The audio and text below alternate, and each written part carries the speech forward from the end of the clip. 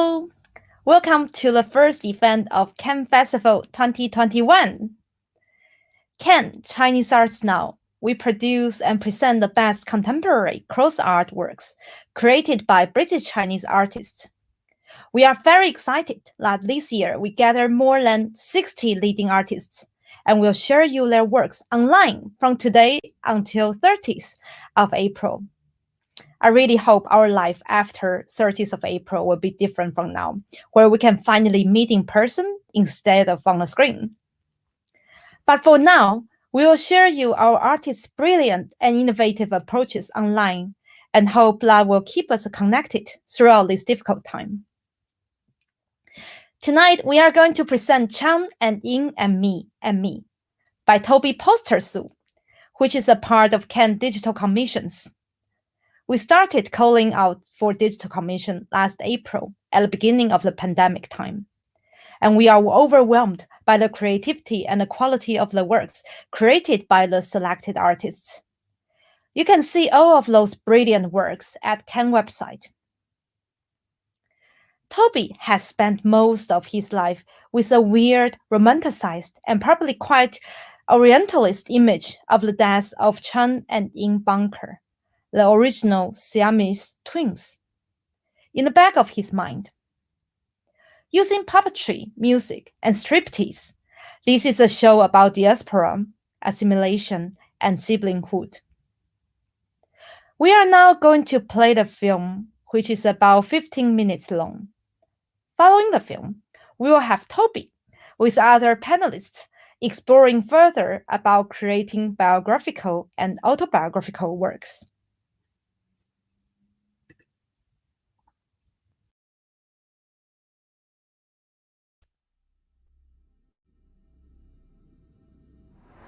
So there's an image that I've carried around with me for I think the best part of 30 years, and it's about the death. I read about it as a child. It's about the death or deaths of the conjoined twins from Siam, Chang and Eng Bunker.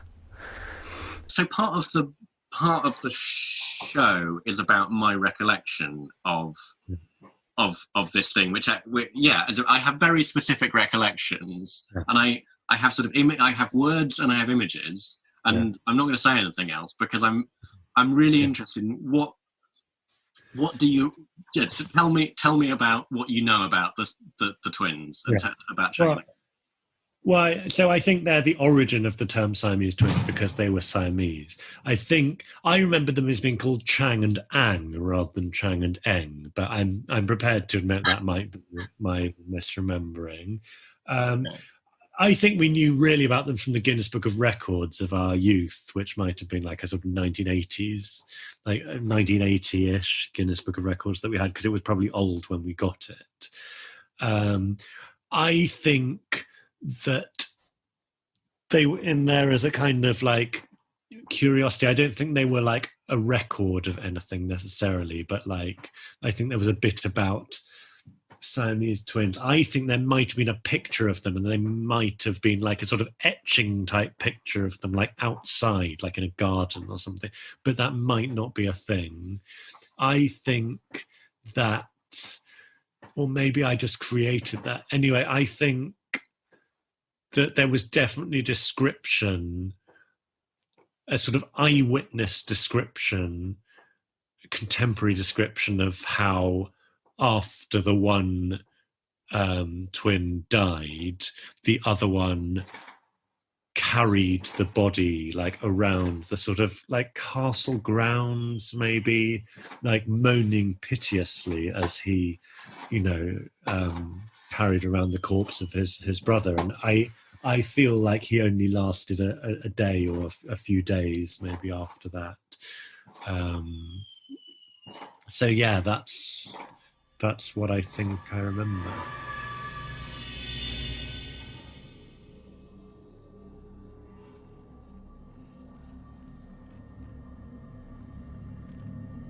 There's something about the moment he realizes he is completely alone. There's a particular sort of diasporic grief that happens when someone dies, and there's this link that you have with a culture which only exists in that specific person or people. The more assimilated you are, the more tenuous and specific these links become, and so someone might die and that's it. Maybe they were the only person who knew your Chinese name and you forgot. Maybe you thought you were taking care of this thing that you were carrying around and it's actually been dead for years.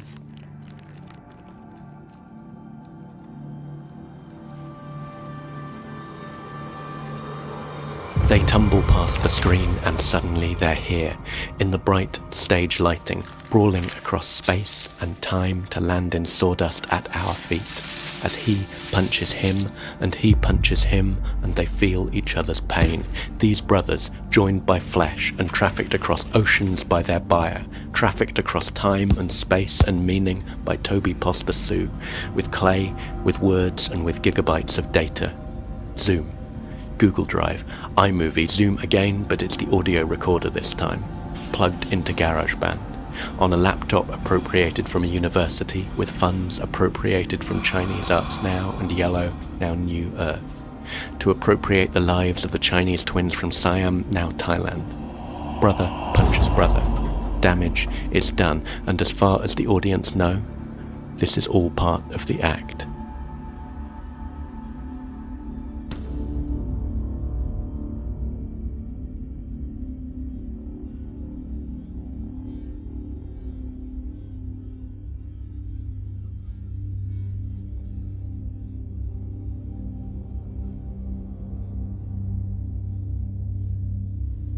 Sometimes I worry that my everyday relationship to violence is too abstracted. I can count the times I've feared for my safety on account of my ethnicity on one, maybe two hands. I feel weirdly guilty about that because I know that so much of the assimilation of previous generations of my family was entirely driven by fear or a threat of violence, in whatever form that might take. I feel like so much of my cultural identity as a monolingual mongrel is determined by and exists within the aftermath of that violence, and I can't see it.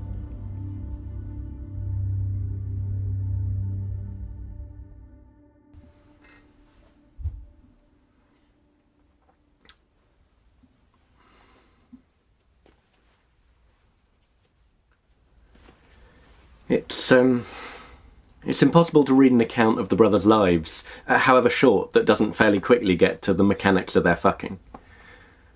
I genuinely don't care. Google it if you need to, or try and game it out with two consenting friends. What I am interested in is just the fact of their sexiness. Like, it's so obvious they were hot, but the same biographies that recount their flirtations and admirers somehow also struggle with the idea that women would want anything to do with them.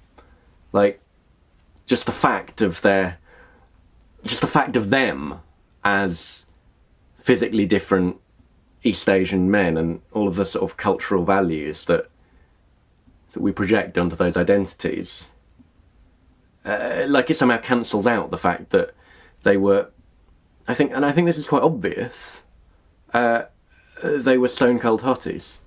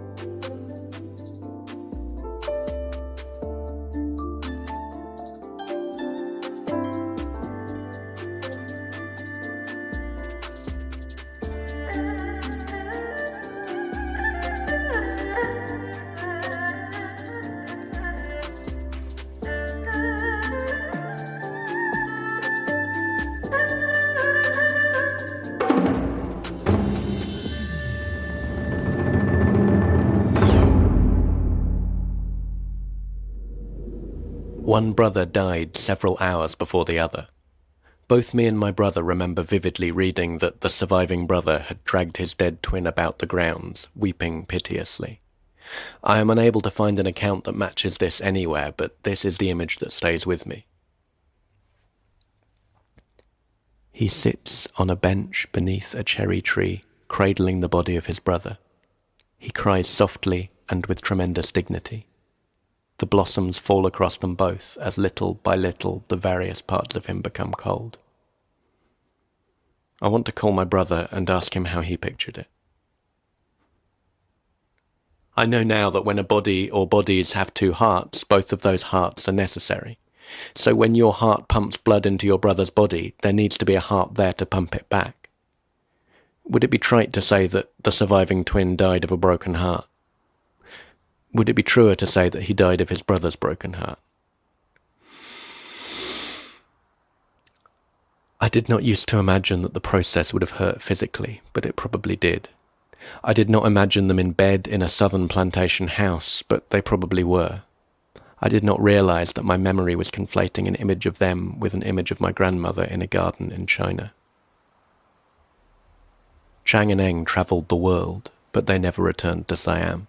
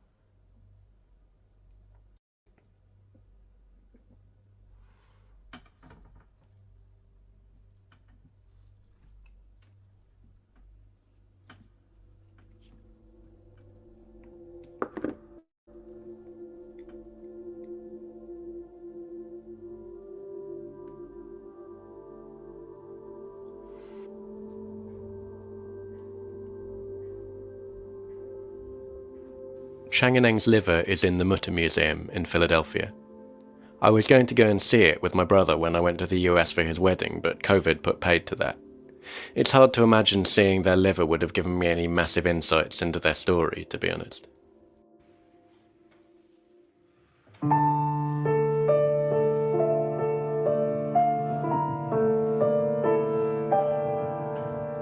I was there when they bid farewell to their mother.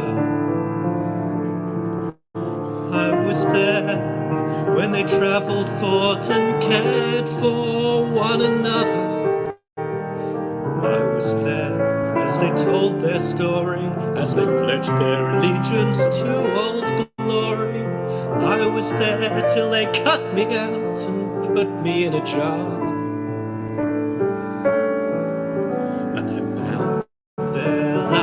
Together as I held them just apart, one shared liver, two separate hearts.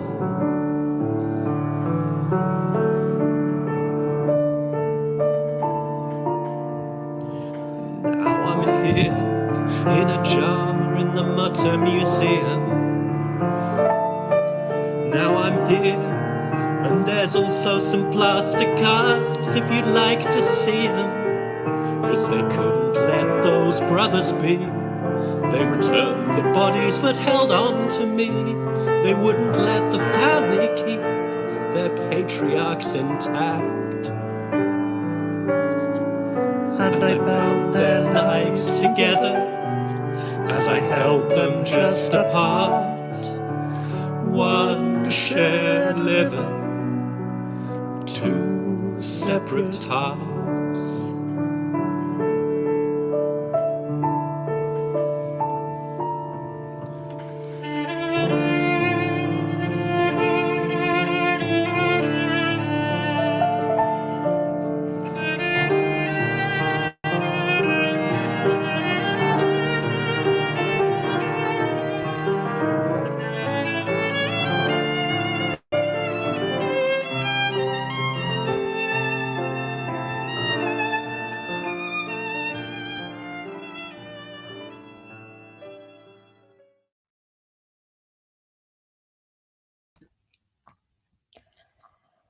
I really enjoyed this film, and I hope you do too. And now we are going to welcome Tobi. Hi, Tobi. We can't hear you yet. Oh no, I muted myself. Yeah, so I thought you don't want to actually people hear about you. You just okay, great. Tobi, welcome to here. I think everybody was like stunned by your film. And can you introduce yourself a little bit to start with and tell us a little bit more about what you want to explore today? Yes, hi, I'm Tobi, and the theatre company I work with is called Wattle and Daub. Yeah, as you'll have read, I wanted to accompany this screening with a panel discussion. And I suppose I just wanted to start really by framing this discussion, which really is an opportunity for me to do my favourite thing, one of my favorite things, which is to talk to artists I admire about their process, and specifically about how they work with biography and autobiography. This work is a bit of a departure for me. I've often focused on historical biography previously, but I've never put myself anywhere in the narrative before. So I wanted to sort of outline how I arrived in this in this piece, if you like. Before we hear from our panelists about their processes and experiences working across biographical and autobiographical forms. So as the show mentions, I've sort of been aware of Chang and Eng for my entire life, and recently I've become interested in making a show about them. And part of that certainly comes from carrying around this weird and quite historically inaccurate image of them, and part of it, I suppose, has also come from a growing awareness that as an artist with Chinese diasporic roots, I've only ever engaged with quite Eurocentric stories, and I have really mixed feelings about this. The last two shows we've made as a company, Wattle and Daub, have had 50% East Asian performers on stage, and in some ways I feel like there's something quite powerful about that group of people presenting stories that aren't specifically tied to questions of East Asian identity. But at the same time, I don't know to what extent those decisions to tell those stories are informed by an assumption that protagonists are white.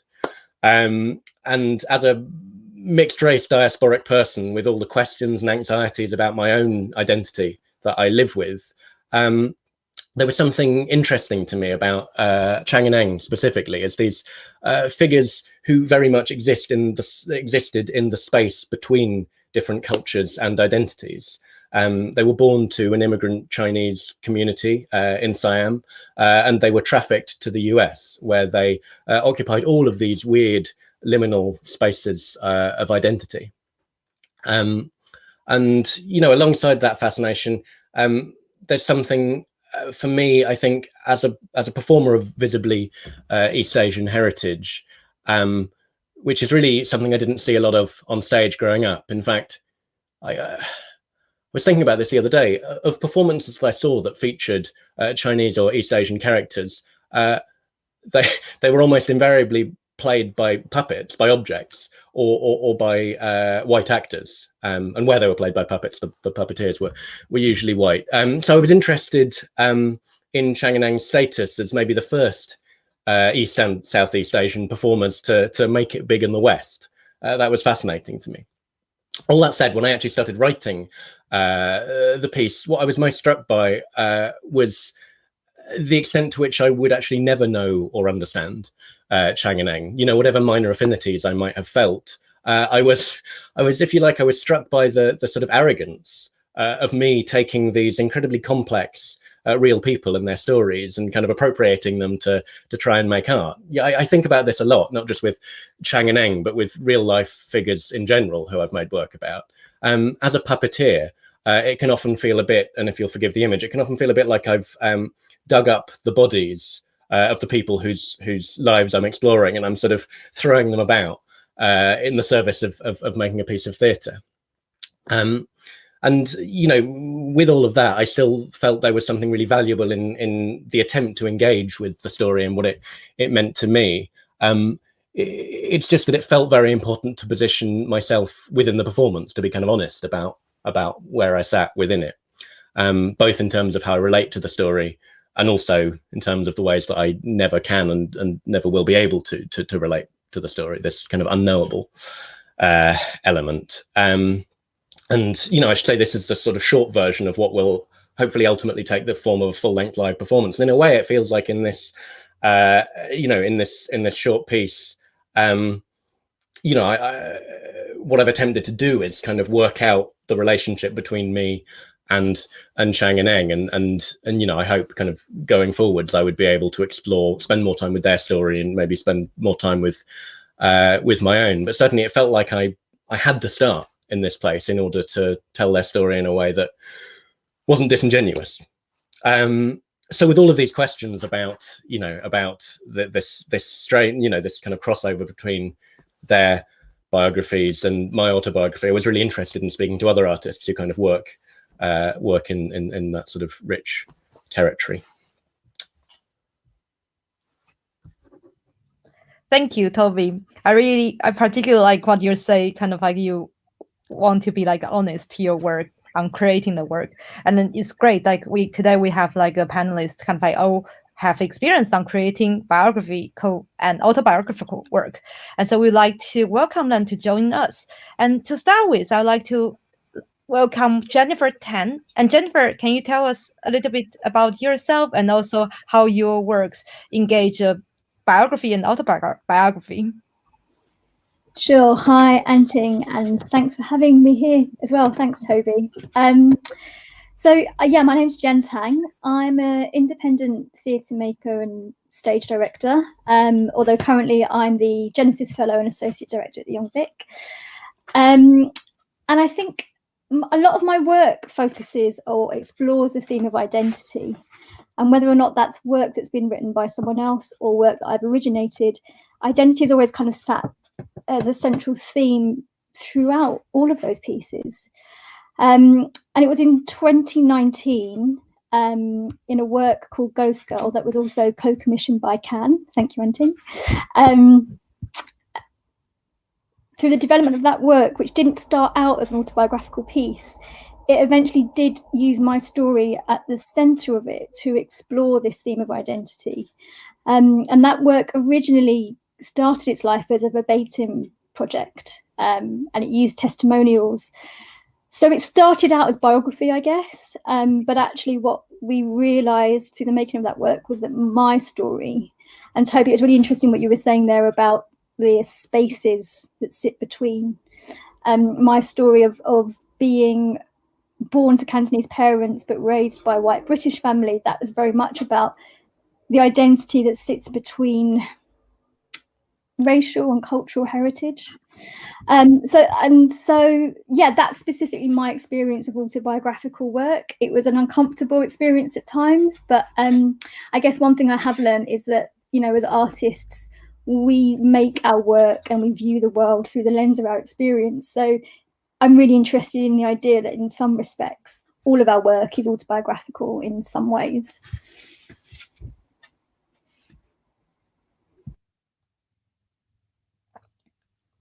Thank you, Jennifer. And then afterwards, we'll welcome Husam and to talk about himself and also about your work responding to biography and autobiographical. Hi everyone, I am Husam Abed, a puppeteer and a theatre director founder of Defa Puppet Theater, which is based in Prague, in Czech Republic. I've been working on biography and autobiography since the start of my work as a puppeteer. And in 2014, I worked on my solo performance, which is based on my autobiography as a Palestinian refugee.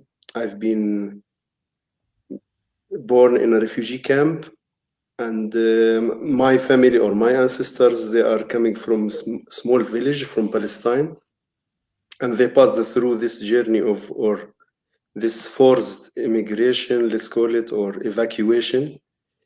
So they passed through three camps until they reside in the end in Baqa camp, which is the biggest in the world for Palestinian refugees. So for me, the autobiography or the biography is a very strong element to work on.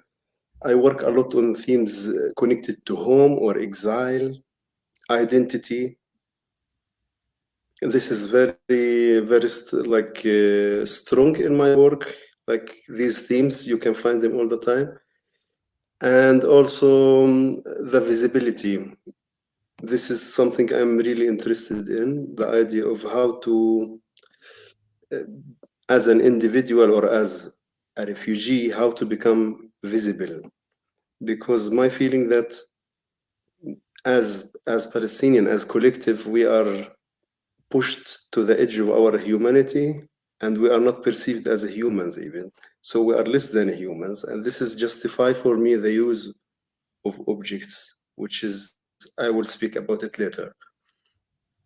And for me, I feel that we share a lot with Tobi. We've been chatting several times, and I really appreciate a lot his approach to work with material.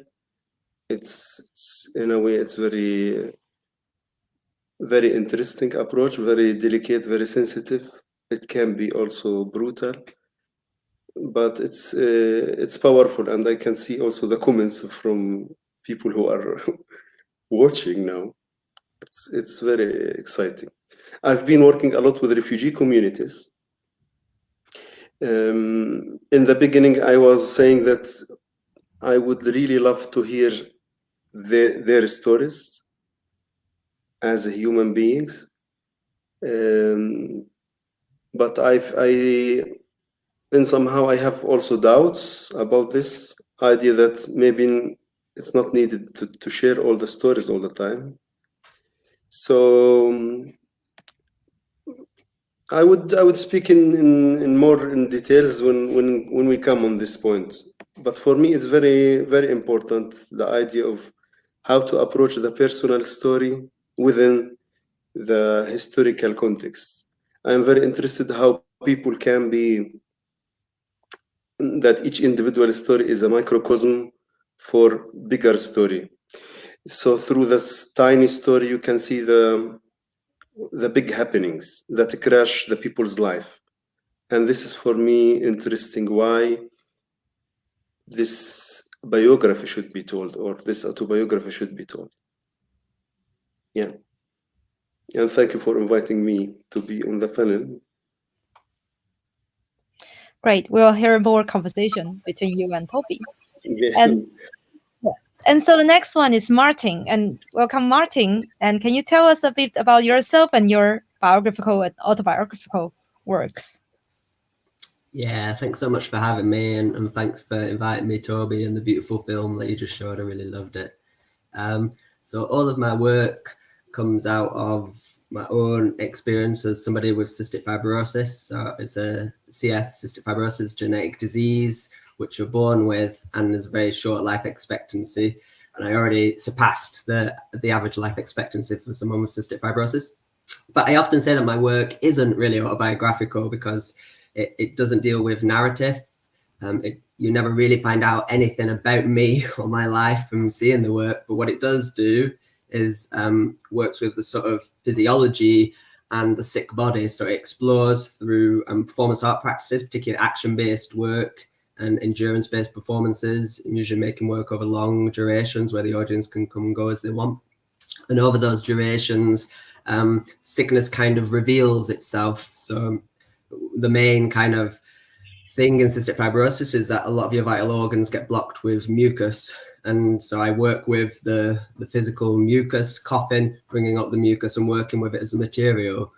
So it's less about the kind of narrative around autobiography and more about the body or the sick body as a kind of material to work through performance and to explore identities of sickness and what it means to be born with a life-shortening disease, what it means to continue living after you've expected to die.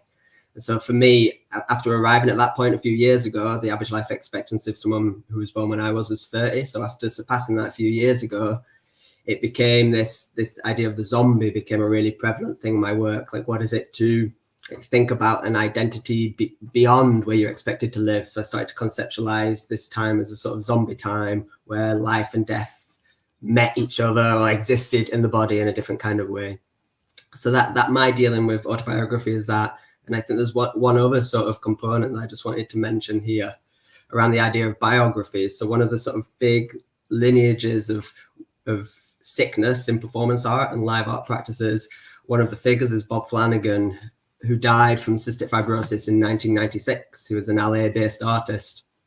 And during the 16 years of his sort of art practice, he collaborated with an artist called Cherie Rose, and they were full-time. They were partners, but they also had a full-time BDSM relationship in which Bob was Cherie's full-time slave. So that was lifestyle as well as sex. And those kind of BDSM practices came out into the performance work that they made as well. And over the last 10 years, I started collaborating with Cherie, where I sort of become a substitute for Bob in these performances, where I kind of stand in and we reenact things that they'd done in the past. We also create new performances together as well, which thinks through a kind of lineage of sickness or a passing of the baton from one to another. And now Cherie herself is almost 80 and sort of thinking about death. So there's me and her both at really different ages, but both thinking about death in different ways. So we kind of explore that together through her history with Bob. So I've got these sort of two things, my solo work that I make, which uses cystic fibrosis, and the work with Cherie, which also uses cystic fibrosis, but thinks about that relationship of history and contemporary historical figure. That's all I need to say, I think, for this bit. Thank you, Martin. And Tobi, I'll hand over to you because I know you have a lot of questions you want to ask them about. So why don't you start asking them your questions?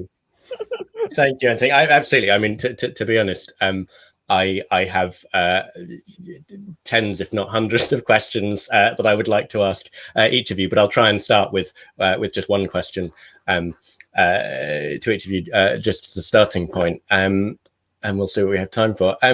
Yeah, Jen, I just wanted to pick up on this question of or this idea of handing over autobiographical material for use in a sort of writing or devising process. I suppose I even with the sort of within a short piece, the comparatively little that I've shared, I think I'm aware of a really strong impulse to control how that gets out into the world, right? I mean, I must have recorded about 5 times the amount of personal dialogue than what ends up in the thing. So to me, the idea that as a director you might hand over to other performers, to play with personal material, is it's both really interesting and also a tiny bit terrifying. I'm really interested to hear a bit more about your kind of experience of that process.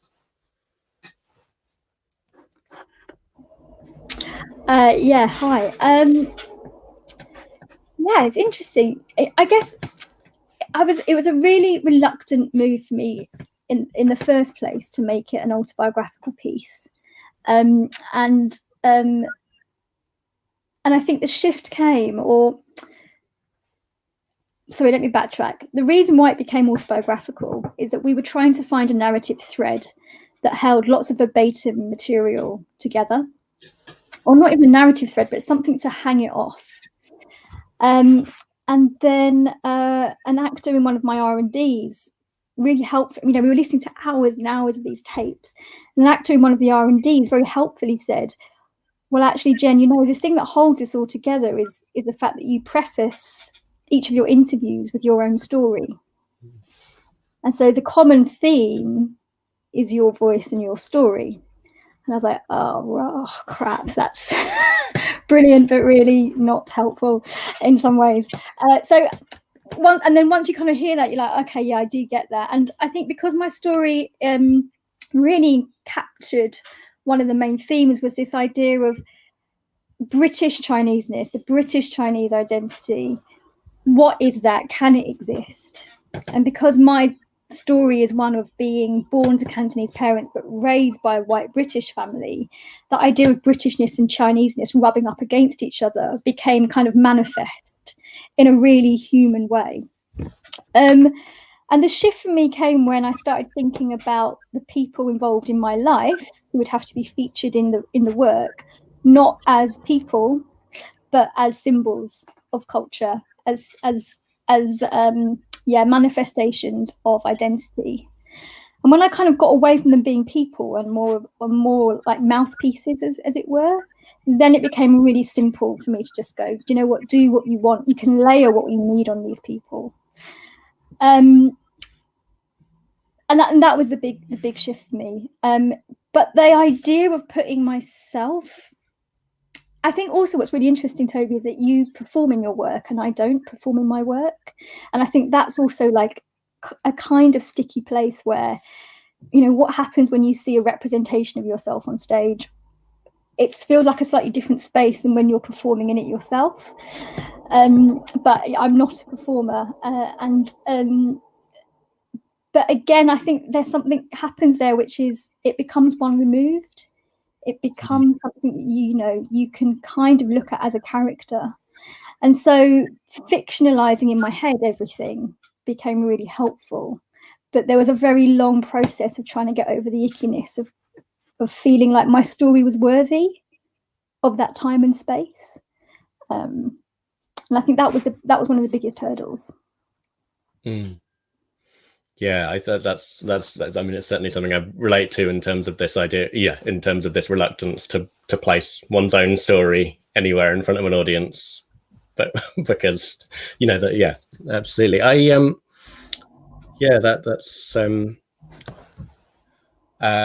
I also relate, even though it is me, and even though and not just with the puppetry side of things, but I also relate to the idea of actually, in order to get the thing done and to get the thing out there, you kind of have to some extent, you have to think of yourself as a character, and you have to think of your, however drawn on your own experience is something might be, you have to kind of consider it as dialogue. Otherwise, it just becomes too hard to actually put it anywhere out into the world. Thank you.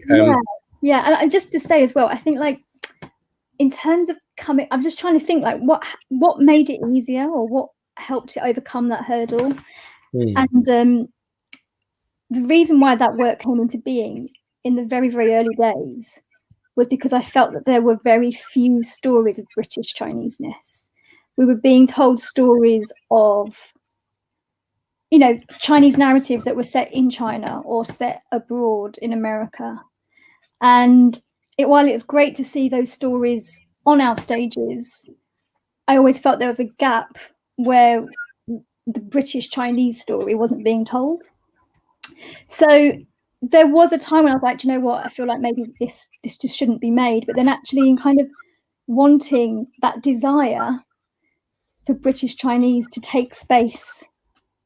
And I'm saying British Chinese, but I guess like there is a need for the wider diaspora, East Asian and Southeast Asian stories to have a space on our stages. And I think it was that desire that pushed me over the edge to go, okay, cool, we'll do it and we'll jump in. Yeah. No, absolutely. I think, and I think the fear that comes with having so few of those stories is suddenly, I had a lot of anxiety about feeling like I wasn't diasporic enough to tell a story because then because it's very difficult. I think, you know, the idea of just telling a story and it being either universal or personal and not having to stand for something is kind of a privilege which does not tend to be afforded to minoritized individuals, right? So it's very difficult just to say this is my story. It has, you know, it will inevitably be, oh, this is a story about diaspora. And, you know, actually my experience of diaspora is, I'm sure, very different to anyone else's. And yeah, I think I worried a lot about putting that out there. Yeah, Husam, I just wanted to point out, and I was interested in the sort of in the kind of shared ideas of materiality amongst both Martin in terms of your work and Husam in yours, in very different ways. But this idea of material of the materials that we are made of, or the materials that we carry with us, becoming kind of characters or actors within on stage. And Husam, I suppose something I worry about a lot, telling real people stories with puppets, is the idea of objectifying people. You know, the idea that these are people who were objectified in their real life, Chang and Eng, and now I'm telling their story literally with them as objects. But I know it's, you know, something we've talked about, that you feel that objects can actually really be used to resist objectifying people and to resist kind of objectifying their stories. I'd be really interested to hear a bit more about how you use objects to tell people's stories and what you think that offers in terms of resisting these kind of ideas. Yeah, for me personally, I feel, let's go to the backstory of it. Like the way that the world is perceiving the refugees, let's say, or any characters which can be exhibited as Chang and Eng, for example. They were exhibited, so they were appropriated somehow, yeah? So they become objects. The same thing with the refugees. In my case, I feel we become less than humans. The way we are perceived by the world, we become in mass media, we become less than humans. So my approach, that if we would use materials, and these materials are found objects, they are somehow, you see a found object which can be useless as a function, like nobody uses it anymore. And the moment I take this and I put it on the same level of a human to represent a human, I am pointing out that there are people who are invisible now, who are absent, and they deserve to be dealt as a human. That people should deal with them as a human. This is how I know. By this, I am doing something also maybe violent towards the material itself, and maybe in a way I am appropriating the material itself. But if this material is already rejected and it's not used, it's not functioned, this is the value of taking something and make it eternal. Make an object, take an object which is broken. And I think you have this ritual in the Chinese, I think, tradition. If something is broken, some ceramic is a plate is broken, you mend it with gold. I think this is the idea of how imperfection and how objects which are not used, or people think they are not really useful anymore, you can still take them and put them in another context. And by that, you are giving value for the object itself. And by that, you are humanizing the ones who are dehumanized, or that people are just deal with them as monsters. Yeah. So for me, in Smooth Life, for example, I used rice as a metaphor for Palestinian people. So each rice become representing one of my family members. And if I would look at it, it has a lot of meanings behind, because in one point, as a post-colonialism like lands, we are all the time having this nationalistic feeling towards that individuals should sacrifice themselves all the time towards what's called the home, or what's called our land, or what's called. And for me, if each individual is represented by a rice alone, doesn't work. You cannot do anything with a small rice. If you put it in a sack, it has its weight. It can be effective. It can have power. And this is the other thing, that as a material itself, it's also very connected to the food that we use to perceive as a refugees. And here I also point out the other stereotypical image, which is the media perceive all the time. We are perceived as beneficiaries as refugees. So either we want to get like an aid, or we are victims, or we are a threat. And for me, these three narratives I would like to challenge in my work, and to find different narrative. That's why, again, why I use biography and autobiography. I would like to rewrite the history, to find really substitute or different narrative than what we hear all the time. And for me, there was big inspiration when I was in Hong Kong. I was directing performance. And here all the time, like the idea of the autobiography, or let's say the biographical element is appearing all the time. Plus the idea of how to rewrite the history.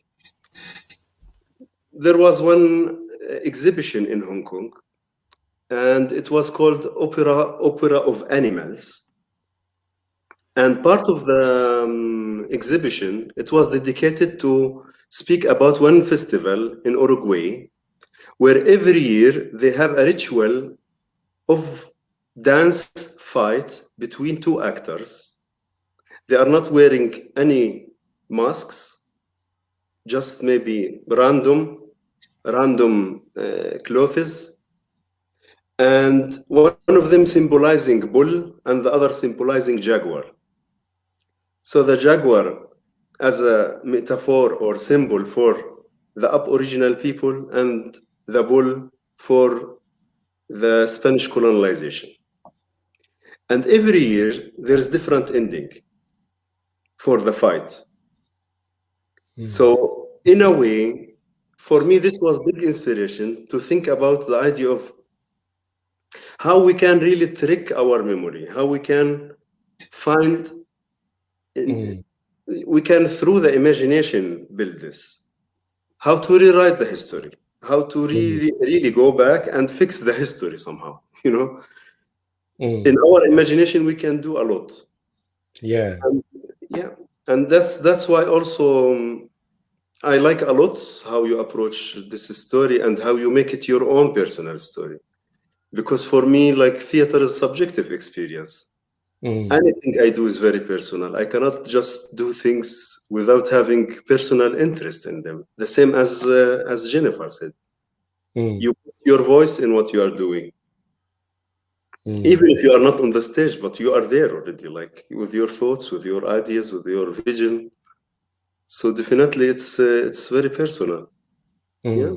I hope I answered. No, and I mean, there's so much there that resonates. You know, this idea of kind of the importance of, well, you know, so much of of how I understand the story of Chang and Eng, and the images that I present the audience with are entirely about this sort of subjective memory, you know, and false memories, where it turns out that I'm sort of conflating old family photographs with an image that never actually existed of the twins. And so there's something there's something really, really kind of interesting to me about the kind of, about the quality of memory. And I wonder, you know, and maybe there being something in being able to engage materially with memory rather than just kind of with dialogue and enacting. I think there's something where we can really kind of engage with the strangeness of memory. Martin, yeah, I suppose I mean, you know, that's I'd kind of I'd really like to pick up on the material thread actually, but I'm also I was also really struck and really interested by you know, by these kind of dual strands of your work. And I suppose I think because I sometimes feel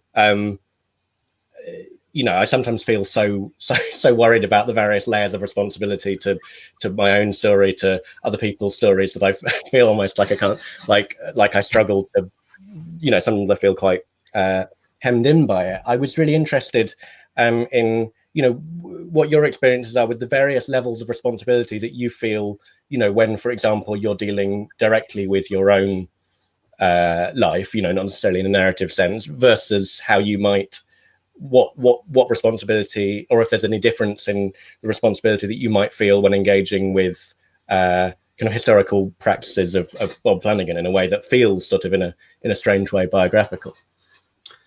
Yeah, that's quite an interesting way of thinking about it. I think part of the stuff, sort of the collaborations with Cherie Rose in a way, are about me handing over my body as a material to her, as a kind of way of honoring a lineage or a history of practices. I feel that. And, you know, in terms of making work about illness and disease and dying, disability, there is a kind of weight of responsibility around advocacy or being a spokesperson for something which is interesting but difficult to sort of hold. Like, how do you hold that? I never really say, although I do some kind of advocacy stuff around cystic fibrosis, that I don't say the work is advocacy. I think it's separate to that. It's thinking more politically about what it means to be sick and how we can like find new ways of trying to understand it politically and philosophically. But there is the sort of shadow of charity and advocacy and the potential for becoming a kind of spokesperson for it. And there's a whole number of different examples where controversies, not necessarily around my work, have emerged around people making work which is challenging and difficult to watch about illness and disability, where the kind of interventions come from advocacy groups about what that mode of representation is doing for a charity, for example. And I kind of like the idea that Bob Flanagan had this phrase where he's the poster boy from hell, which I kind of like as a kind of thing to take up, like how to kind of reinvent that, you know, and how to reinvent what it means to be sick and how sickness is looked upon not just as a patient or somebody who is in need of help, or that vulnerable tag which has come up so much recently, or the triumphant hero like in the Paralympics. But there's like another way of imagining sickness which I'm quite invested in. And I can see we're kind of running out of time. We might want to get to questions from other people, but I just also wanted to flag a kind of interesting thing that came out of your work about the idea of the histories of the freak show and the side shows, and the ways in which those kinds of histories still play into performance work about illness and disability now, that history of the freak show is kind of an unescapable history of performance of disability that we kind of carry with us. And how do we like redefine how to be a freak? How do we redefine that and take a kind of agency over that in the way that it wasn't, you know, in the way that was kind of imposed upon people maybe historically? But I'll shut up now so we can go to any questions that other people have. Thank you, Martin. Great. So, I mean, we can also, Tobi, I think we can also open the question to the audiences, right? So if audience to ask any question, but we haven't seen any question yet. But I'd like to ask you a question. I think it's just fascinating about you, just like you all create stories, which is like respond very personal one, especially like Husam, you were talking about refugee stories, almost like a dehumanized kind of people don't take it human. But I want to ask you, like, whether you have received actually some negative or some aggressive way for the personal stories like you all create. I mean, Tobi, I think we don't know yet. We'll see. Like, I'll let you know if there's.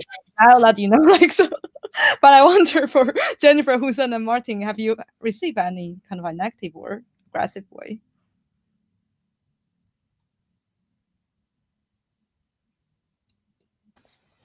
I could say something if you wanted. Yeah, sure. Yes.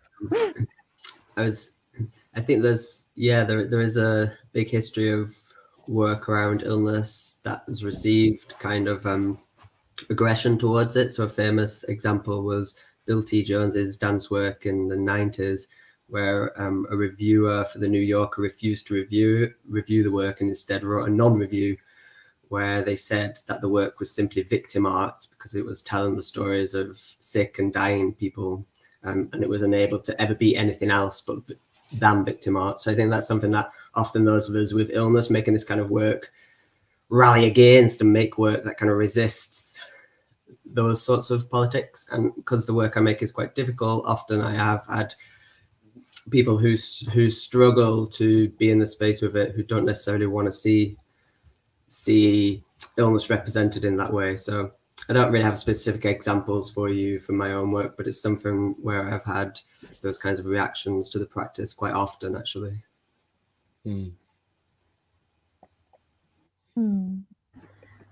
I can jump in as well.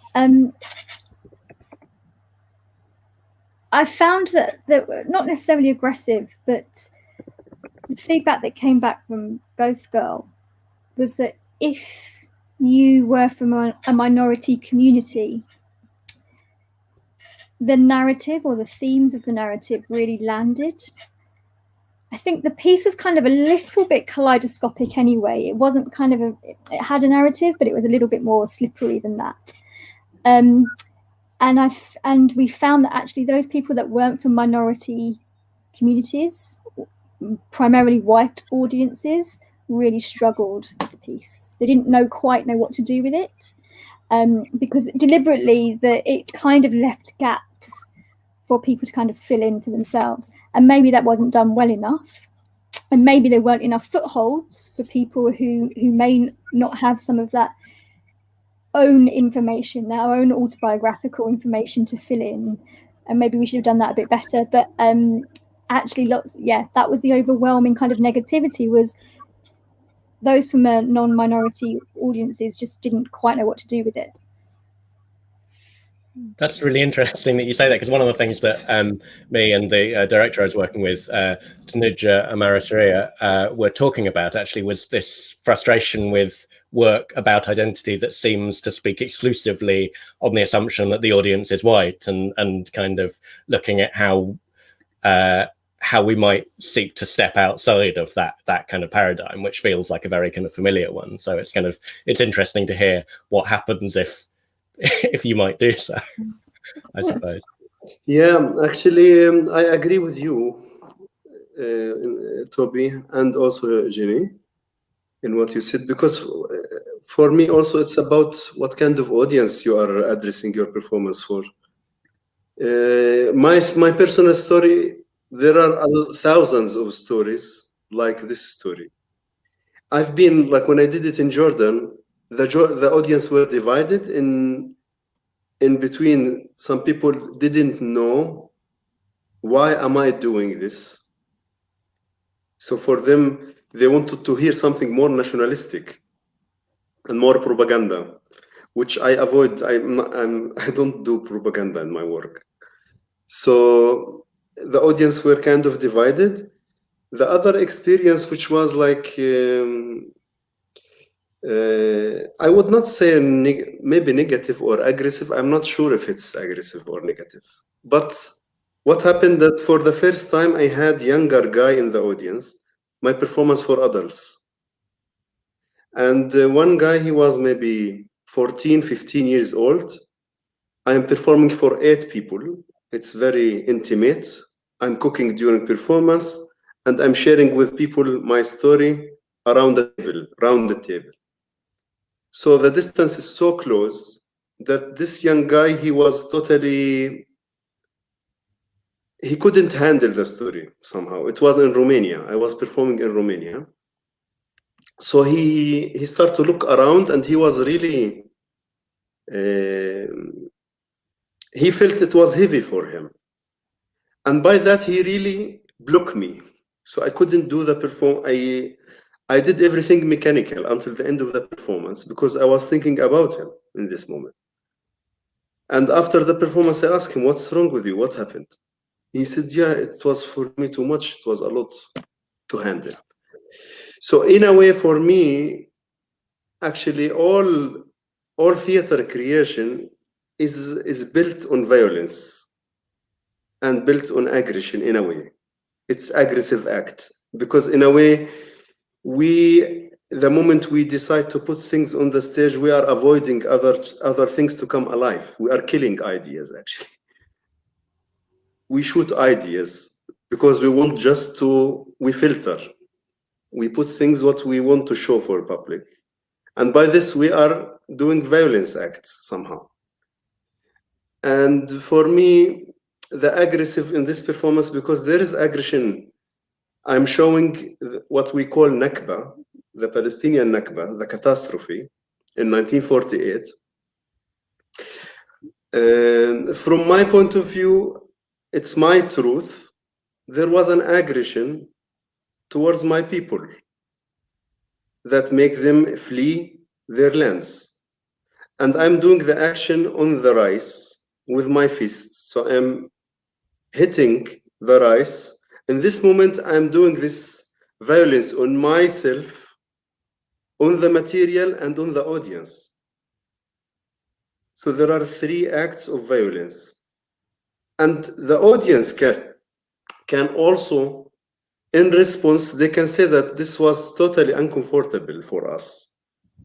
So in some moments, I was hearing that the closeness that I created during the performance was uncomfortable for some audience. So being intimate sometimes can push the people to be in not comfortable zone. Yeah, definitely. Yeah, thank you. I think we are a little bit like at the time where we should wrap up, and then just like we have a question to Tobi from the audience. And Tobi, do you intend to have this so we can see the question here actually? Did you intend to have this one as a digital performance, or did you not intend, or was like a pre-pandemic time is actually intend to be live performance?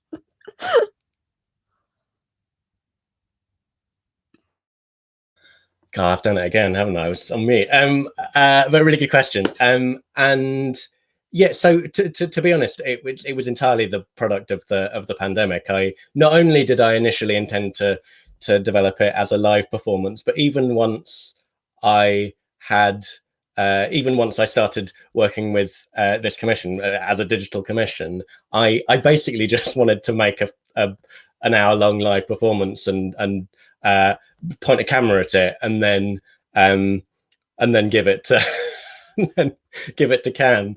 And Ting and Ruth both kind of sort of very gently and very kindly said, are you sure this is the best idea? Do you think maybe thinking more specifically about the digital platform, making something, shorter and more worked specifically for the platform, and which for me was a really new an absolutely new thing. I'm very clear. I don't think of myself as a filmmaker, and I'm interested in all these forms that are coming out, which use the technologies of film, but from people with training in theatre as opposed to film. I think there is some kind of new hybrid form emerging, and I am really interested in it. And I do think there are things that have occurred in this iteration of the piece that have only occurred because it's a digital piece. There's all sorts of things that I wouldn't be able to do if it were a live piece. So I don't know if it's just that I'm a creature of habit, but I'm still thinking in terms of developing it as a piece of live theatre, because I miss being on stage, and maybe it's just about personal preference for how I want to exist in relationship to an audience. But I think I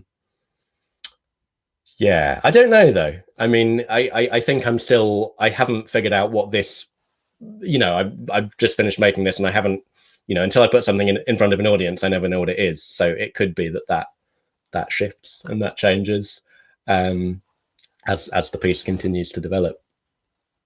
Yeah, I definitely remember our beginning conversation was for a live performance, and also I was a little bit surprised, like worried about like an hour digital piece with OR, like happy just Yeah, no, like I think yeah. I think you advised me well.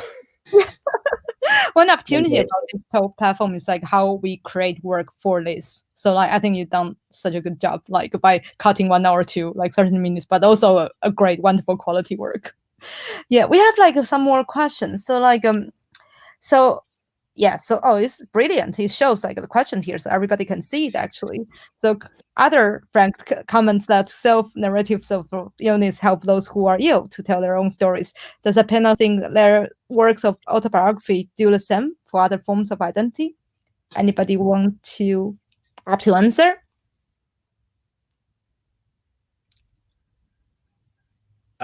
I mean, yeah, yes. I absolutely think they do, and yet I think there's a pressure that I feel that it's probably as internal as it is external. I think as soon as you start referring to your own identity within work, there's a kind of, and as I say, I think it comes from both outside and in that your identity has to be used in some way that is instrumental. And I think it's what we've all been kind of, talking about in different ways. That there's this kind of idea that the work can't just be the work. It can't just be your bit of art. It's got to do something specific. And I think there are pressures on the idea that, work around minoritized identities is expected to do things that other work is not expected to do. So I don't think that pressure is always useful, if that answers the question. And I suppose part of the thing about Arthur Frank's idea is that you're in becoming sick, you have to tell the story. There's like a way in which that sort of, he thinks through like this, when you become sick, there's a sense in which there's like a necessity to share that story.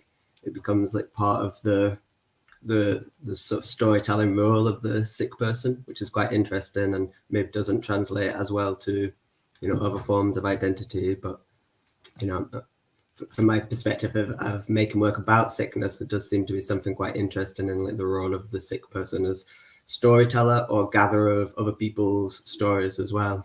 I find after my work, people come to me and tell me their stories of being sick, which isn't part of the work, but feels like part of my responsibility as somebody who is making work about sickness, to allow other people to share their stories too. I think it's really interesting what you were saying, Martin, about advocacy and the kind of the fine line between making work as a political statement in itself and the advocacy of that. And certainly in the making of Ghost Girl, I think one of the most amazing things about making that show was people coming up to speak to me afterwards in the audience saying that they felt that it was their story.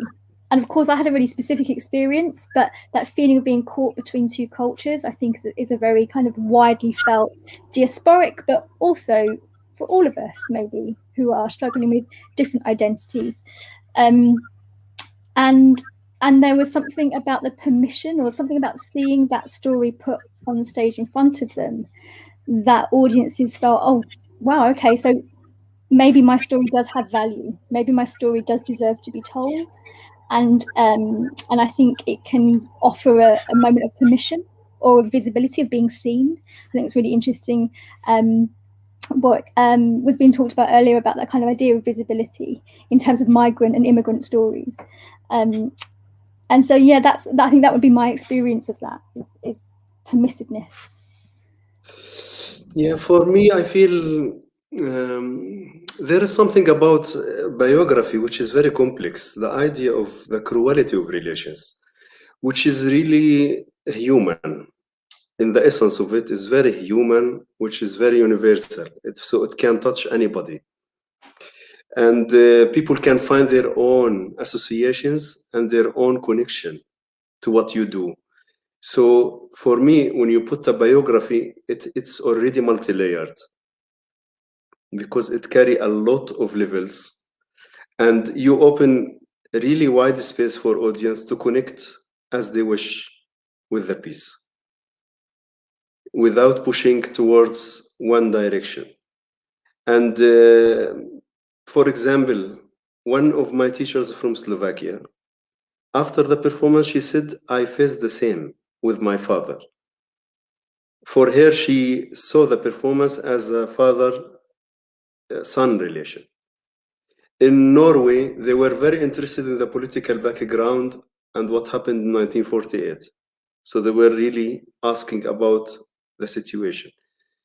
So for youth, young guys, when I did the performance, they took it as a story of a man who has a dream, and in the end he finds his way to his dream to become a puppeteer and theater director, blah blah blah.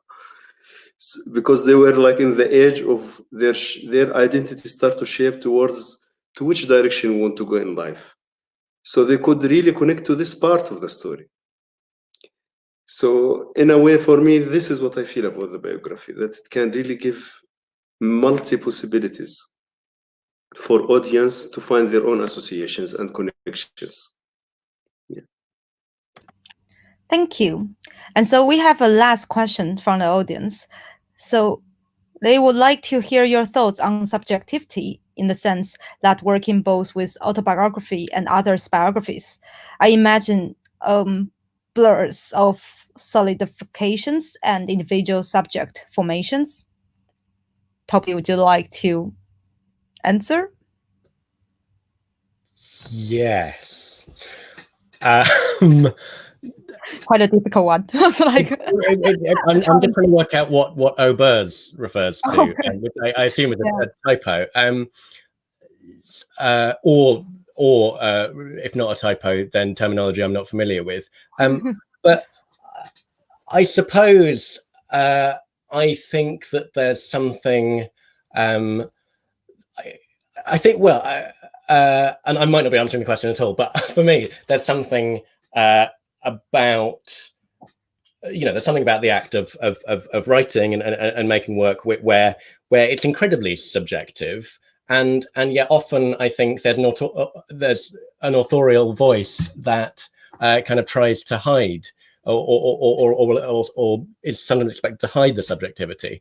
And one of the things that I'm really interested in with puppetry is that as an author, I can position myself visibly in the frame, manipulating the things, manipulating the characters, manipulating the bodies on stage. So in a sense, I think puppetry offers a really useful and interesting way to actually observe the fact that what you're seeing is one person's very subjective interpretation of events, of a narrative, of lives. And yeah, there's something very powerful for me about that kind of the immediacy and the honesty of the fact that you can see my hands, whether violently or whether tenderly, making the things do the things that I want them to do.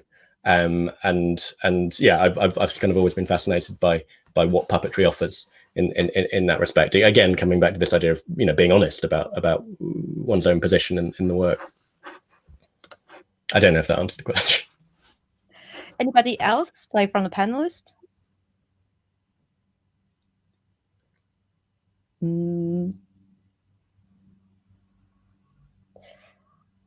Okay, so I think that's really good discussion already, and thank you very much, Tobi, for your brilliant work, and thank you, Martin, Jennifer, and Husam for it's a wonderful thoughts.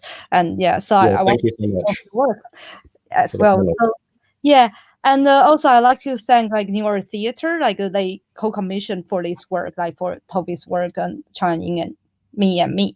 So like and we would really hope we can see this work as live work very soon in the future. I mean, nobody knows how soon it can be, but hopefully soon in the future. Yeah, and also I'd like to invite you all to the rest of Canvas program. So this Friday evening, we are going to open our digital exhibition where we exhibit 4 artists' works, and then you can get into an online digital world and then walk in the gallery. So we create an online virtual gallery so for people to walk into. And there's also a short film. And on Friday evening, this is a private view, and then you can book it, and then artists will talk about their ideas behind this virtual exhibition. So you can register with the link here. And we also will open our Stay Connected program with like 30 artists involved from next week. Jennifer Tan is going to be a part of it. And her new work is going to be exploring about quantum mechanics and theater works. So if you want to be as a part of this show, please join Jennifer on the 30th of March for her workshop as a development of her show. And next Tuesday, we have Joe Fong and Daniel Fong present their short dance film. So hope you can join us in the Cannes Festival from now until 30th of April. Like, follow us on Instagram, so Twitter and Facebook, and also our brilliant new website. Thank you very much, Tobi. Thank you, Jennifer, Martin, and Husam. And see you soon. Bye-bye.